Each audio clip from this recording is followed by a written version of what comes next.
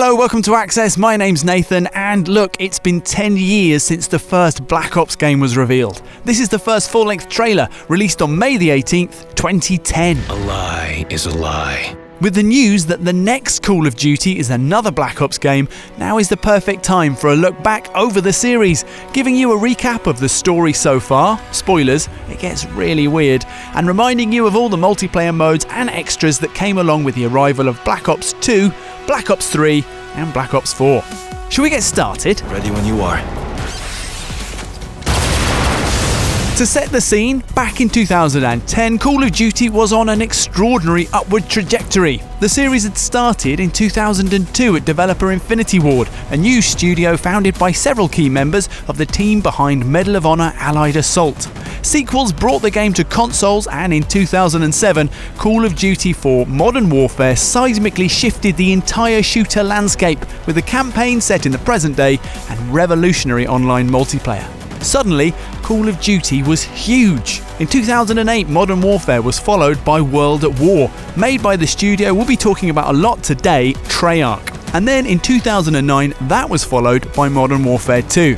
After that is when our story really begins, with the newest entry into the biggest video game series in the world. Call of Duty Black Ops was released on November the 9th, 2010, and made by Treyarch. After the slick rebrand of the Modern Warfare franchise, Black Ops was the opportunity for Treyarch to develop its own distinctive space within the Call of Duty world. The story is a paranoid Cold War thriller that fuses real-world historical figures and events with a twisting narrative obsessed with the notion of truth. You play as Alex Mason, a CIA agent tied to a chair in 1968 and being asked questions about number stations. The numbers, what do they mean? This is the game's present. From here, as Mason tries to answer the questions of his interrogators, we start to flash backwards in time. First, to 1961, where Mason is taking part in the infamous, ill-fated Bay of Pigs invasion of communist Cuba. We're introduced to Mason's squad, Frank Woods and Joseph Bowman, whose mission is to assassinate Cuban President Fidel Castro at his compound. Which they do, which is odd because I thought that Castro... that's right. It was just a double, and the real Castro is alive and now very angry with Mason, who stayed behind to cover his squad's escape. Real Castro hands Mason over to Major General Nikita Dragovich. He will know suffering beyond his darkest fears. Cool. Who sends Mason to the Vorkuta Gulag. Mason spends over a year here having a very bad time, though he does meet and befriend Viktor Reznov. Yes, the same Viktor Reznov we met in Treyarch's previous game, World at War, fighting the Nazis during the Battle of Stalingrad and the invasion of Berlin. Reznov and Mason spark an uprising in the Gulag, which leads to Mason's escape. Now, we take Vorkuta! What is step 2?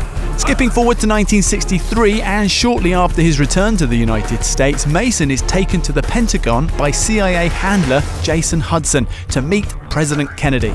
Our freedom, our very way of life is at risk.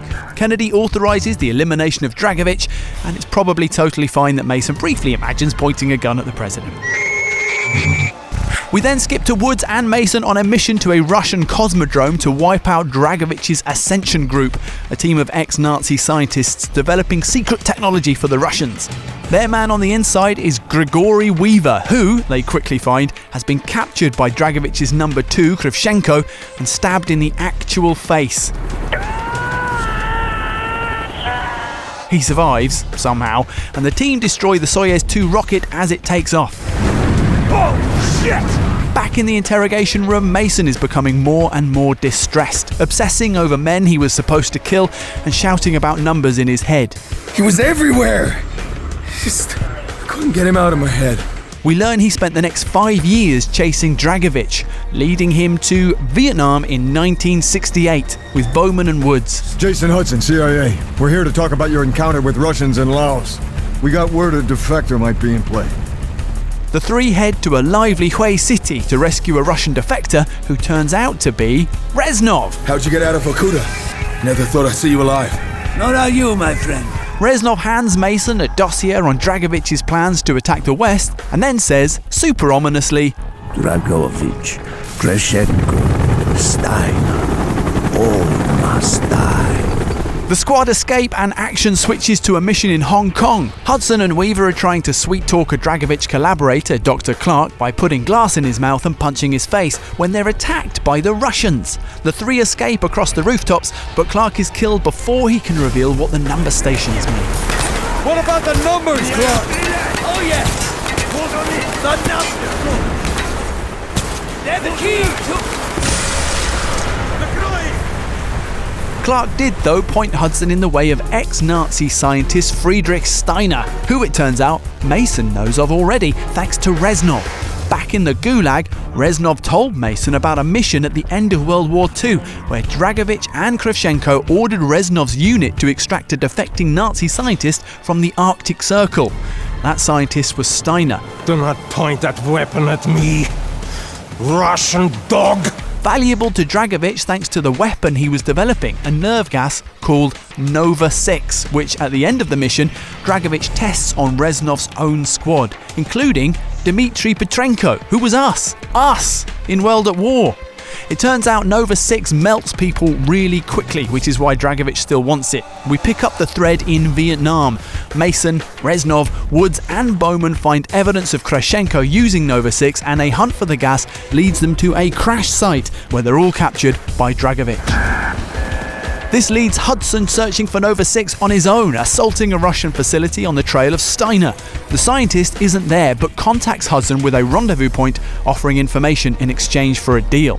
Meanwhile, Mason's interrogators tell him he's been brainwashed, that he can't trust Reznov, that the numbers are a broadcast, that the world is on the brink of war. Dragovich has sleeper cells all over the US ready to release the gas, and only Mason can help. What am I supposed to do? Mason flashes back to Vietnam, where he and his captured unit are forced to play Russian roulette. Bowman is beaten to death, but Woods and Mason escape, hijack a helicopter, and track down Kravchenko, with Woods apparently sacrificing himself when the Russian tries to detonate a vest of grenades. Woods! The timelines are catching up with each other. As Mason appears more confused, his captors reveal that Mason travelled to Steiner's rendezvous point with Reznov ahead of Hudson and killed the scientist before he could be questioned. Then we see the same event again through Hudson's eyes, and Reznov was never there. Revenge! Mason, no! Here's the shock twist. Hudson and Weaver are Mason's interrogators, and Reznov has been dead since Vorkuta. Did you hear me? He's dead! Hudson reveals to Mason that he was brainwashed in Vorkuta, but reprogrammed by Reznov to take revenge on Steiner, Kravchenko and Dragovich. Mason, free of his programming, is then able to reveal the location of the broadcasts that are about to unleash Nova 6 on the US, the Rusalka. Where? Cuba. He and Hudson head there immediately, blow everything up, kill Dragovich and avert disaster. There's a small suggestion that Mason might have actually killed President Kennedy during one of his blackout periods, but hey, for now, we won. A quick word on the other offerings of Black Ops before we move on to number 2. Multiplayer retained the basic shape from previous Call of Duties, with some expanded customization in the Creator Class 2.0 system and the addition of new kill streaks like explosive remote control cars, which we have a real one of in the office for some reason. And there was zombies. Of course there was zombies. Introduced in World at War, the mode is a Treyarch invention and returned here with the original characters Edward Richtofen, Takeo Masaki, Nikolai Belinsky and Tank Dempsey in Kino de Toten, with the bizarre lineup of Kennedy, Castro, Nixon and McNamara in the Pentagon Set 5. The Hidden Dead Ops, meanwhile, was a top-down twin-stick arcade blaster. And so on to Black Ops 2, which was released in November 2012 and continued the story from the first game. Treyarch doubled down on the style of storytelling too, ensuring that the Black Ops series would be known for its fragmented narrative approach, with a structure that not only incorporates flashbacks, jumping between parallel timelines in the 1980s and 2020s, but also branching storylines determined by various moments of intentional and unintentional player choice. The multiple endings can even be affected by Strike Force missions, a new kind of RTS side quest that otherwise don't alter campaign progress. As you can probably guess, or might well remember, this makes Black Ops 2 really complicated, so here's an overview rather than a forensic breakdown. We open with rushing cars parked badly at what appears to be a retirement home when, whoosh, a flying VTOL lets us know that we are in the future. It turns out we're here to see Frank Woods, who wasn't blown up by grenades at all and is now being questioned by David Mason, son of Alex, now an operative in his own right, and his partner Mike Harper, about a terrorist named Raul Menendez. Think of this like the Mason interrogation scene from the first game, the foundation of all of our flashbacks, and it turns out Menendez did visit Woods and left the locket behind. Hold on, because That shit's gonna happen. first we go back to Alaska in 1986, where Alex Mason has retired and become a warm, sensitive father. You're 7 years old, David. Stop acting like a baby. But this retirement is interrupted by the return of Hudson, asking Mason to help rescue Woods in war-torn Angola. This mission shows off Black Ops 2's new option to choose your campaign loadout before jumping into the action, here used to tear through the MPLA and then find Woods in terrible shape on this barge. During the escape, Mason runs into a group of Cubans aiding the communists and, while creeping in to use their radio, meets Menendez for the first time. Mason has no idea who he is, an insanely badass radio operator, and then shoots him in the face before escaping with Hudson and a revived Woods. You can't kill me. Current day Woods gives us some context. Menendez was an arms runner whose father had been killed by the CIA, and after he was shot in the face by Mason, he understandably wanted payback. Now Menendez is the head of an international social uprising / terrorist group called Corvus DA, using the pseudonym Odysseus. Corvus DA plays on political tensions between China and the US, both of which have invested heavily in drone-based militaries, which might turn out to be a bad idea, and there are hundreds of millions of people offering their support, unknowingly, to Menendez. Cut to David Mason, known as Section, and Harper on a mission in 2025 with squad mates Salazar and Crosby. The four infiltrate a remote temple used by Corvus DA and find a chip made using the rare element Celerium. This single device has more processing power than your entire military infrastructure. Thanks, Mr. Scientist, and sorry that in what's becoming a Black Ops tradition, you're now going to be shot suddenly just as you're revealing the villain's plans. I couldn't stop it. Like that. Post-mission, Section wants to understand more about the way Menendez thinks. Salazar, you grew up in Nicaragua during his rise to power. Wait, he did what? Tell me, why does he hate us so much? Salazar fills us in on how US-backed Contras committed atrocities, how Menendez's family lost everything in an earthquake, then his sister was horribly burned in a fire, and then he and his father set up a ruthless arms-dealing cartel, which led to our old friends Woods and Mason tracking him through Afghanistan back in the 80s. Here Mason and Woods hook up with the Mujahideen and a Chinese agent called Qian Zhao, ride horses and fight Russians, one of whom turns out to be Kravchenko. Those grenades really were rubbish. Fucking Kravchenko! Woods and Mason interrogate the Russian and find he's working with Menendez, running guns around the world. Mason's Reznov programming resurfaces and you have to fight to resist. This is the game's first story choice. Prevent Mason from killing Kravchenko and you find out there's a mole in the CIA right before Woods kills him anyway.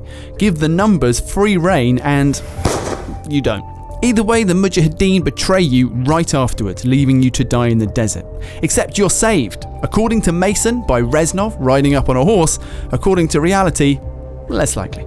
We then break from the main campaign for the first of Black Ops 2's Strike Force missions, FOB Spectre. This one reintroduces us to Qian Zhao, now the head of China's military, who's trying to strong-arm Russia into joining the SDC, a coalition of anti-US countries with the Chinese. This is exactly what Menendez would like to happen, setting the superpowers up to destroy each other, and so your team has to stop it. First step, saving a military base in India.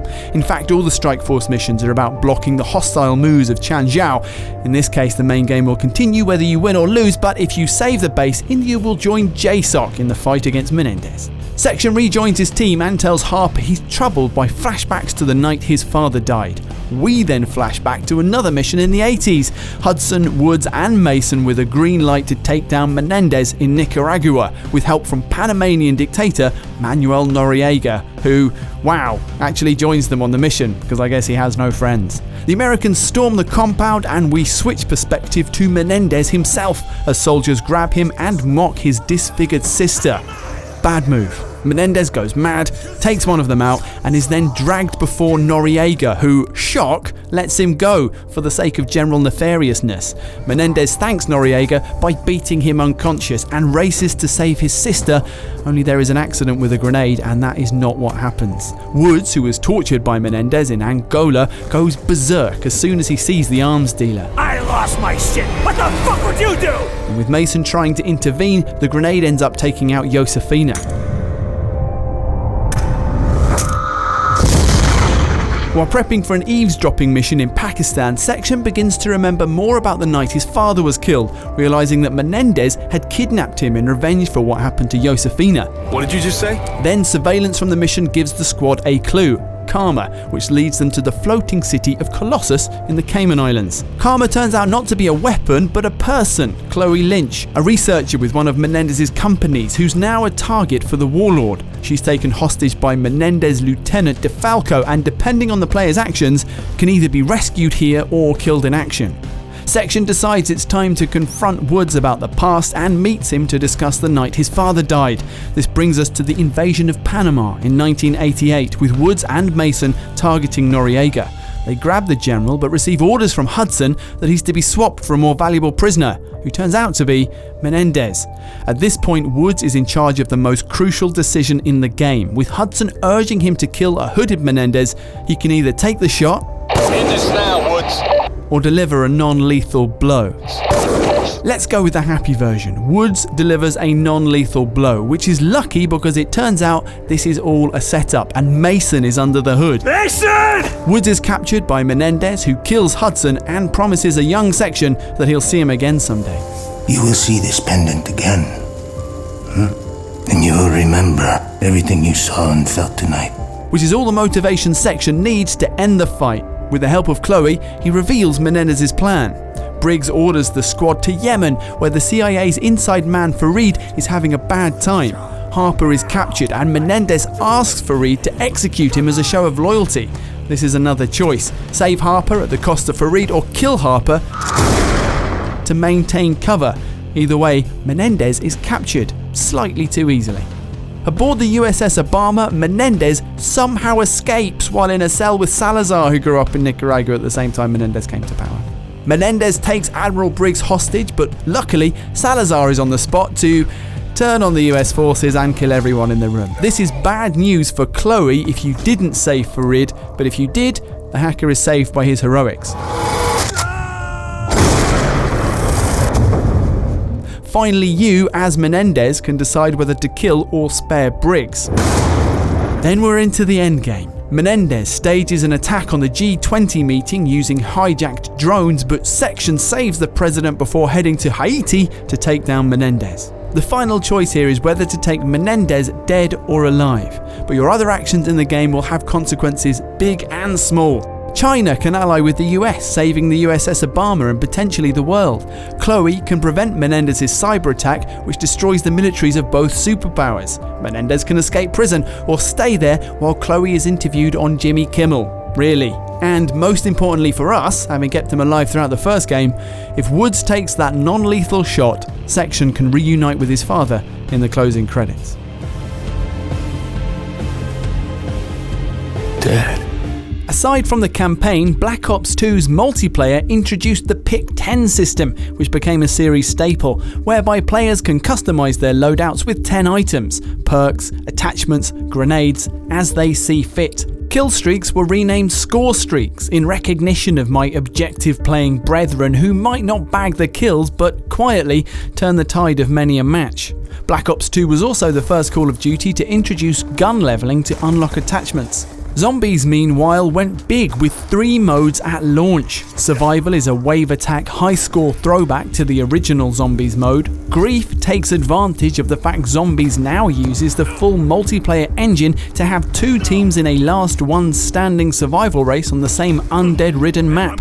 And then there was Transit, the zombie campaign, which saw a group of new survivors who would become known as the Victis Group fighting through several maps in a tug-of-war storyline between Doctors Edward Richtofen and Ludwig Maxis. DLC maps brought back the original crew and, in the Mob of the Dead, mafioso-inspired characters voiced by actors associated with crime cinema. Chaz Parmentieri, Joe Pantoliano, Michael Madsen, and Ray Liotta.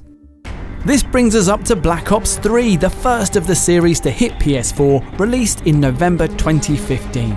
Although the game's trailers retained a tang of the series' Cold War origins, I could not foresee this thing happening to you. The game itself starts in 2065. The only big connection to the events we've just seen is that following Menendez's drone strike on Los Angeles, a new Cold War has evolved with direct energy air defenses, or laser beams that shoot things in the sky, forcing conflict back to the ground. Climate change is biting, populations are growing, and bio-augmentation is rife, with soldiers fighting alongside drones and robots, and with DNIs, a direct neural interface embedded in their brains, enabling them to connect directly with computerized systems. Yes, in this future, soldiers join DVRs and central heating systems as part of the Internet of Things. The campaign is built for up to 4-player co-op, but aside from that, it initially appears to be business as usual. In the game's opening mission, the player, just called the player, meets their new CO, Hendrix, on a mission to Ethiopia to extract an Egyptian minister. After the uprisings in Cairo, they may want to make an example of him. Punish him. We're not going to let that happen. So far, so Black Ops. Then you hook up with a unit of cybernetically enhanced soldiers led by John Taylor, and it's clear how much war has changed. Early signs include the fact that Taylor and his team can go invisible, tactical displays showing the position of enemies in the dark, and the presence of mean robots. The minister is rescued along with his lieutenant Khalil, the hero of the Cairo uprising. But with the minister secured, Hendrix taunts Taylor into going back for some more hostages, zeroing in on the game's anxious theme of losing our humanity to technological advancement. Or have you changed so much that you've forgotten what that feels like? This leaves the squad vulnerable during their attempted exfil, which is especially bad news for the player who's left behind and attacked by those robots who rip your arms off. Taylor makes a last-minute rescue and says you'll be alright. You'll be alright. But I have to stress that both your arms at this point are off.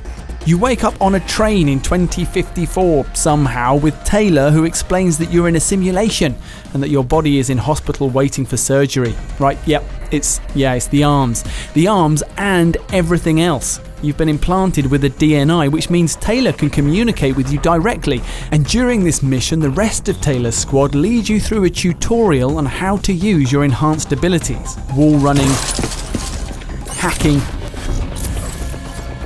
reading the dying minds of interfaced humans, before the final lesson that sometimes giving your life to save others is your most powerful ability of all. Your DNI might show you all the options, but only you can decide what you're willing to sacrifice. You're in. You see a sinister man from behind, a bandana on a table, a woman leaving the room, and Hendrix, who for no reason whatsoever has agreed to have a machine implanted in his brain and gives you a thumbs up, which all seems fine.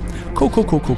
Then, wow, the next 5 years just fly by in a montage that lasts a few seconds but covers wet work undertaken by Hendrix and the player all over the world. Then, the next mission is in Singapore, where a CIA station has gone dark. The station, we learn, was set up in the wake of the Singapore disaster, an explosion at a coalescence facility which killed 300,000 people and created a large quarantine zone, now run by criminal organisation the Immortal 54. Hendrix and the player make their way through the lawless quarantine zone, joined by CIA liaison Rachel Kane. At the CIA station, they find some serious bad times, a ritualistic execution scene, and, much to the distress of Hendrix and the player, evidence that Taylor and his team might be behind both the murders and the theft of crucial data drives. There's no way he'd turn on his own.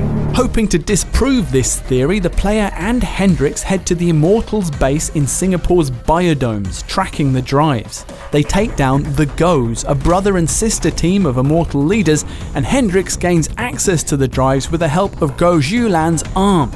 No, not that one, the one that's not attached anymore. User authenticated. What Hendricks sees is video confirmation that Taylor's team are behind the killings, so he and the player head to the scene of Taylor's last operation, the Coalescence base at the epicenter of the Singapore disaster. Here they find more badness, evidence that the CIA were conducting illegal DNI trials on humans before the accident took place, and before any such trials were public knowledge.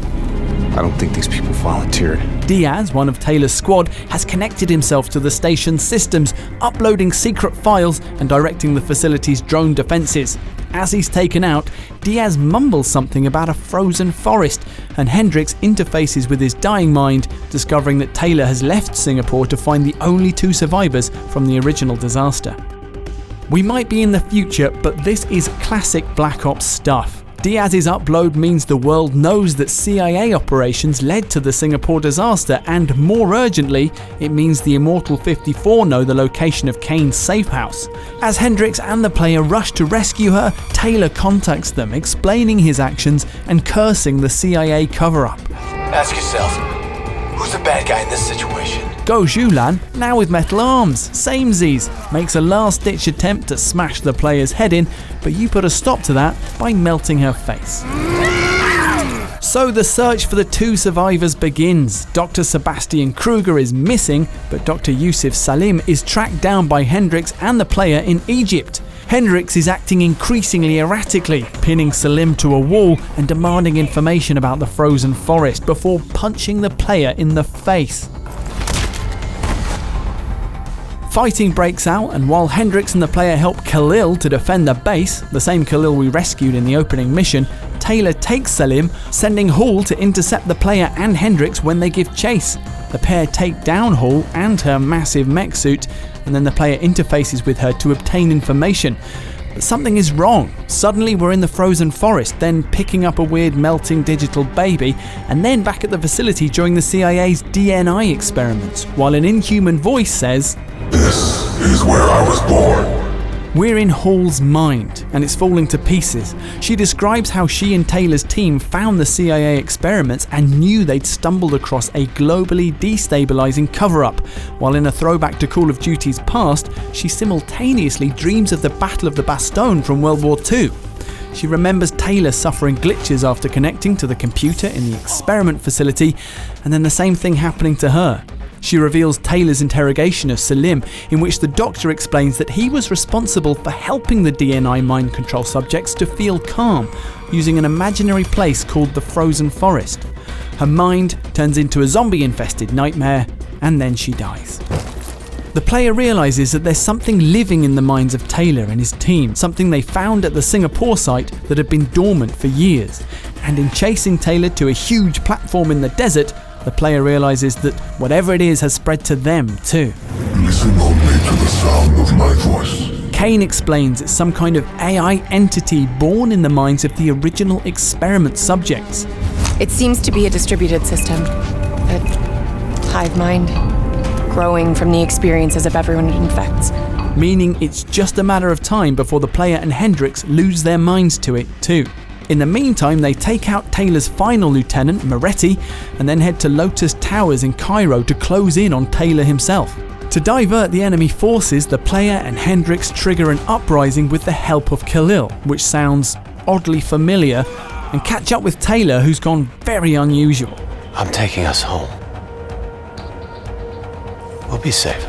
With the player trapped and at his mercy, Taylor fights the infection, known as Corvus, by cutting out his DNI, only for Hendricks to succumb to Corvus, shoot Taylor in the head, and fly off to find our last remaining loose end, Sebastian Kruger, the head of Coalescence and last survivor of the Singapore disaster. Kane extracts the player, who insists on going after Hendricks. In a weirdly familiar scene, Kane asks the player not to leave, saying it'll tear the two of them apart and that the player will be changed forever, which seems quite full on for a trip to Zurich. Don't forget the person that you were. Then, weirdly, she's on the next mission anyway, to Coalescence's headquarters where, linking to the previous Black Ops games, the player and Kane find supplies of Nova 6 gas, which, like all the most villainous people in the series, the shady company was apparently into. And so, sadly, is Kane, tricked by Corvus into entering a room filled with the gas which, if you don't remember, melts people really quickly. Things get even cheerier when the player catches up with Hendricks, who's interrogating Dr. Kruger, the big boss behind the human experiments which he's continued in Zurich. Hendricks kills Kruger, the player kills Hendricks, and then, as the last infected person posing a risk to the world, also themselves. I promised Rachel I'd stop it. Whatever it takes. Except then they wake up. Corvus has found a way to capture the consciousness of linked DNI-implanted people in a recreation of the frozen forest, including Kruger, who gets to shout some evil guy explanation for everything. If the only way to prevent future attacks is to monitor the thoughts and desires of the population, then the choice is obvious. We need to know who our enemies are and what they are planning! Before Corvus stretches him out like a big executive Jesus to ask why he exists. Then Taylor appears, the only person to resist Corvus, and aids the player in fighting back, explaining that they're still in Coalescence HQ, and this is all Corvus trying to confuse them. With Taylor's help, the player purges their DNI system, and as another classic 60s track plays, they walk out of the HQ into the daylight.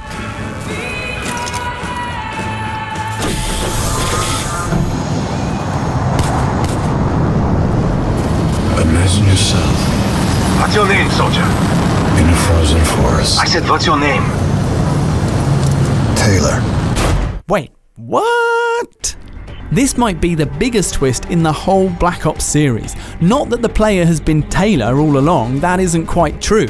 Instead, the player, well, don't you think it's a bit strange the player is just called the player, and loads of the game is vague or just a little off? Before each mission, Black Ops style mission briefings fly past like this one, except you can read these, and they describe what's really happening in the game, and it's not the same as the missions you play. It turns out that you, the player, didn't make it past mission 2. You died thanks to complications from your DNI surgery.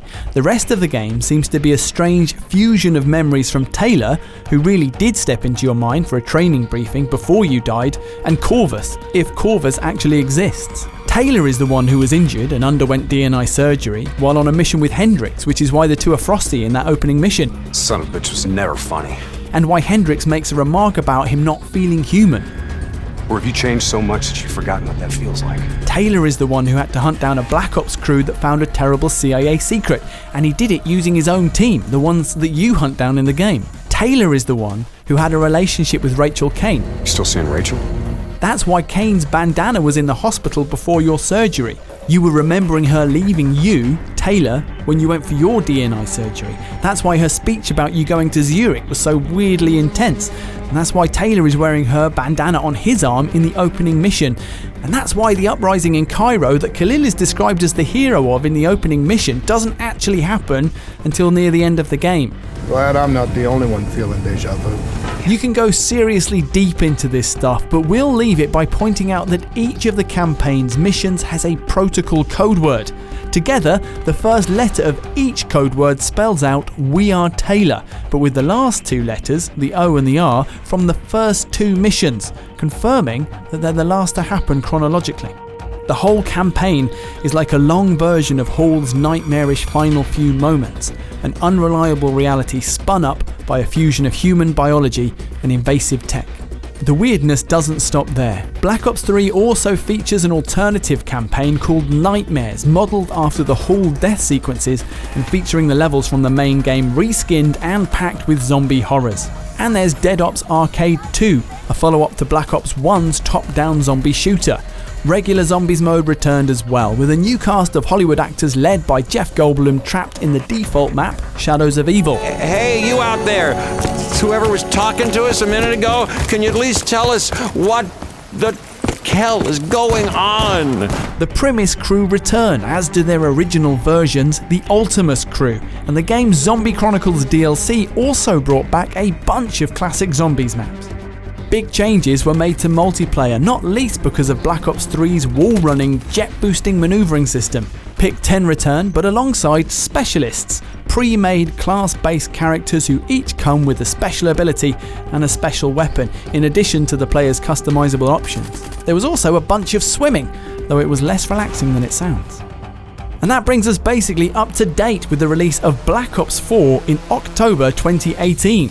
Citing player focus on multiplayer modes, Treyarch didn't create a traditional story campaign for Black Ops 4, and instead there were three main parts: competitive multiplayer, Call of Duty Zombies, and the all-new Blackout Battle Royale mode. Pick 10 and Specialists returned to multiplayer, and in a big shift, regenerating health was taken out, putting a focus on armor and healing.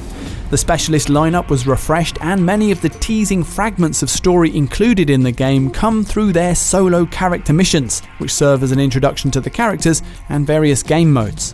Zombies returned with the now traditional new cast in the mystical early 20th century adventure Chaos Story, and the return of the Primus crew in Blood of the Dead. And alongside multiplayer and zombies was something completely new: Blackout, Call of Duty's first ever battle royale. Blackout is like a repository of Black Ops Easter eggs. The story involves Alex Mason's grandchildren. Woods, Mason, Reznov and others are playable as unlockable characters, and the map is littered with key locations like Nuketown and Array, and the gas cloud is even made of Nova 6. A second, smaller map featuring Alcatraz was released in 2019.